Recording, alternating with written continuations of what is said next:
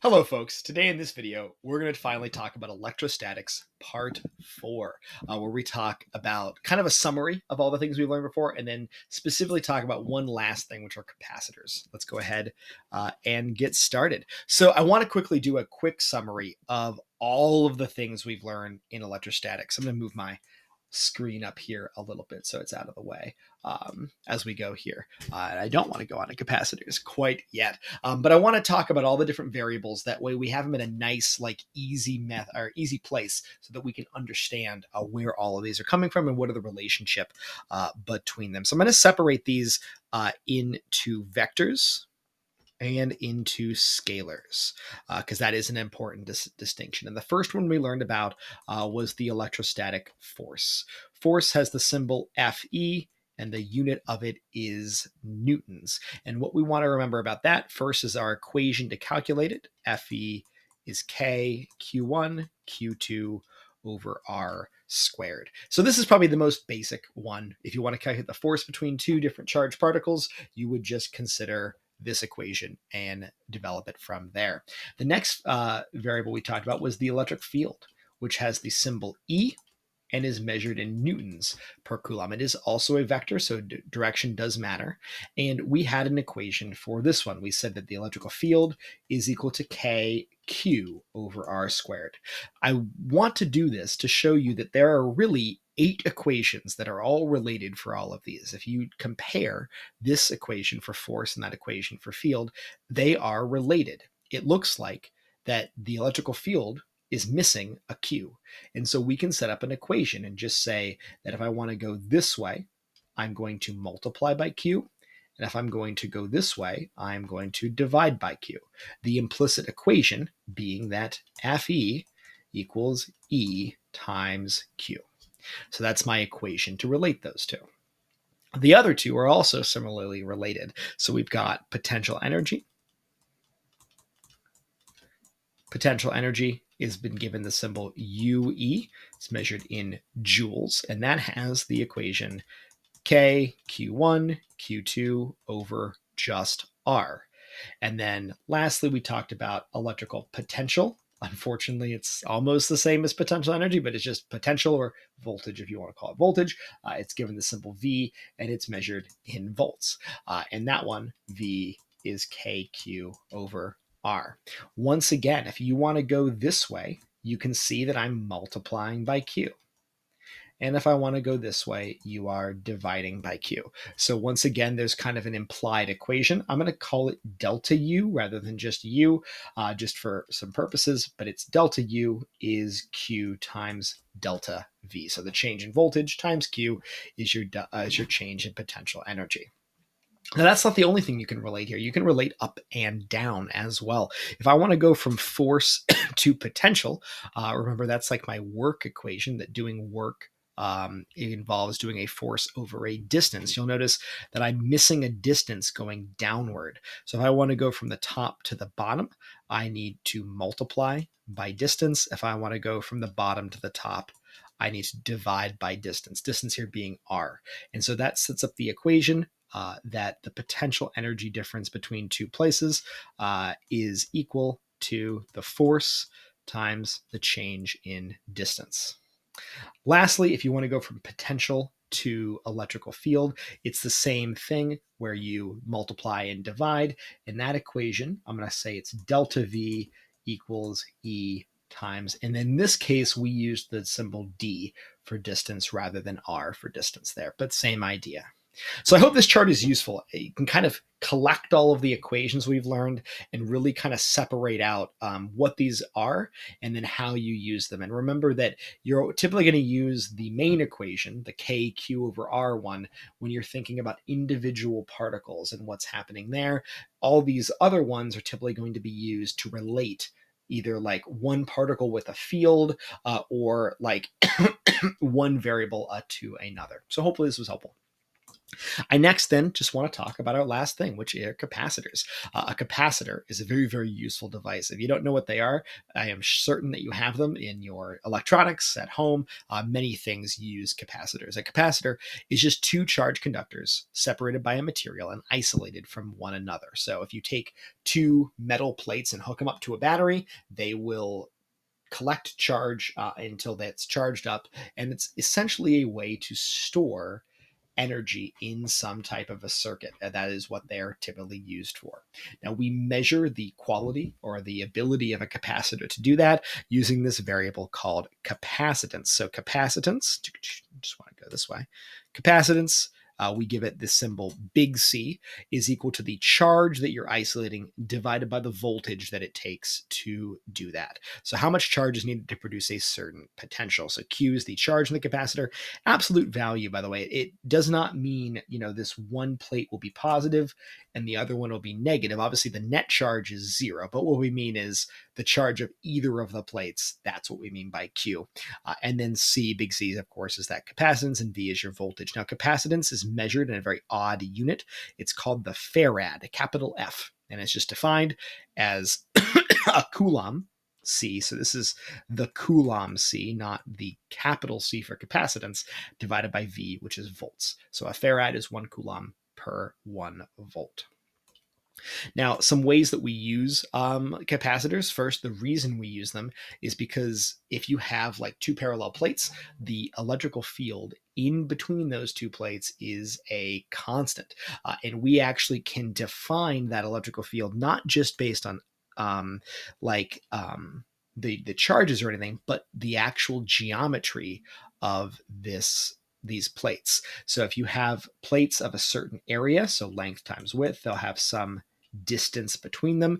That electrical field strength is the charge on either plate divided by the area times epsilon naught. And you might remember epsilon naught from a while ago. That's that inverse that's related to electrostatic constant, that very, very small number that we had on our reference table there. So the electrical field is equal to this.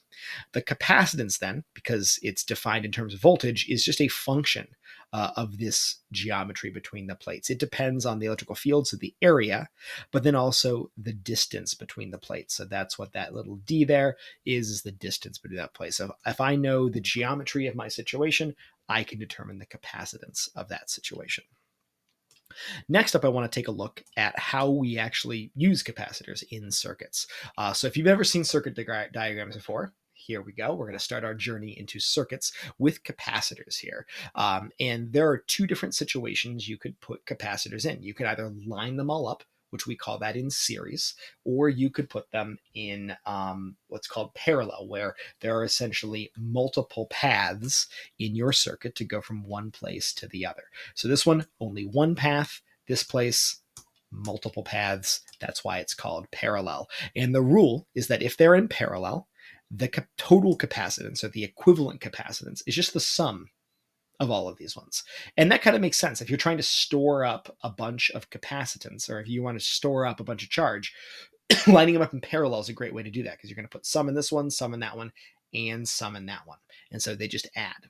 In series, it actually is kind of the opposite. It's not like they subtract, but actually it's the sum of the inverses is the inverse of the total, is the fancy way to say that. It's just saying that 1 over the total is 1 over the first plus the second plus the third. That's because what happens is if you're storing charge here, as you start storing more charge on this one, that's going to affect the amount that you can store on that one, because that positive side has to line up with that negative side.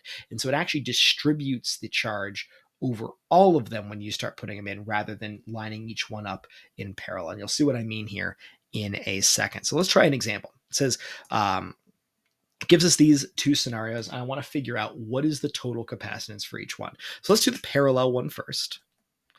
For the parallel one, the total, or the equivalent capacitance, would just be the sum. So 12 plus 20 plus 30. You can almost do that in your head. I got 62, and that's a microfarad. So I got microfarads, so 62 microfarads. That means the total is more than the capacitance of each one. Again, like I said, it's like you're storing up in multiple places, so it makes sense that the total would be greater. But series can be a little bit stranger. I want to actually solve this one out a little bit more in detail. Remember that it's 1 over the total is 1 over the first one, so 1 over 12, plus 1 over 20, plus 1 over 30. When you're solving out this equation, you got to be careful. 1 over 12 plus 1 over 20 plus 1 over 30 is, just get out of scientific notation mode.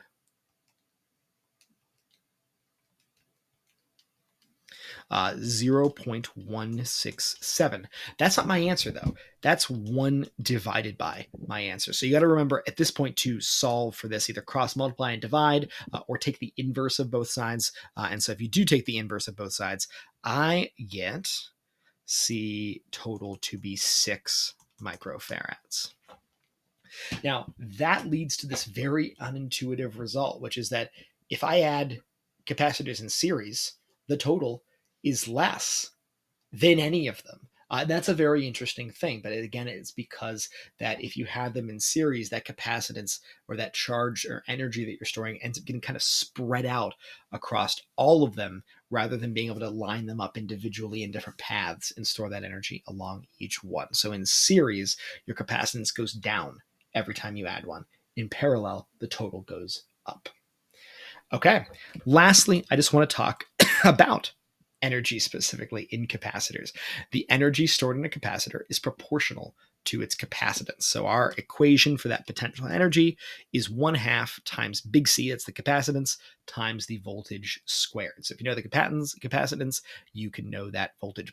But don't forget that capacitance is Q divided by V. So we actually can create some other equations for this as well. You can rewrite this and change things up a bit, just subbing in, Q, V is Q squared over C.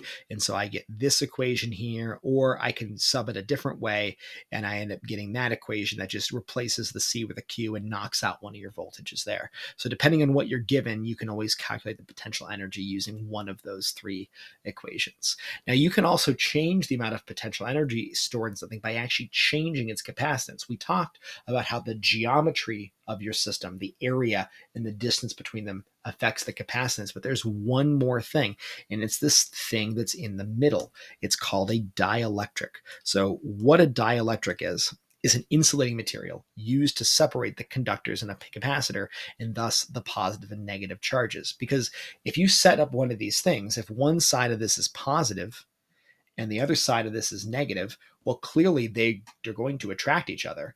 And eventually, if you kept putting more and more charge, this thing's just going to break down. Eventually, those charges will be able to burst through and get across that gap. So a dielectric is a material that's used to help kind of separate them better and prevent those charges from jumping that gap and destroying your capacitor. So that dielectric is defined by a dielectric constant, which is the little Greek letter kappa. And if you multiply kappa by C naught is the capacitance with no dielectric in there at all.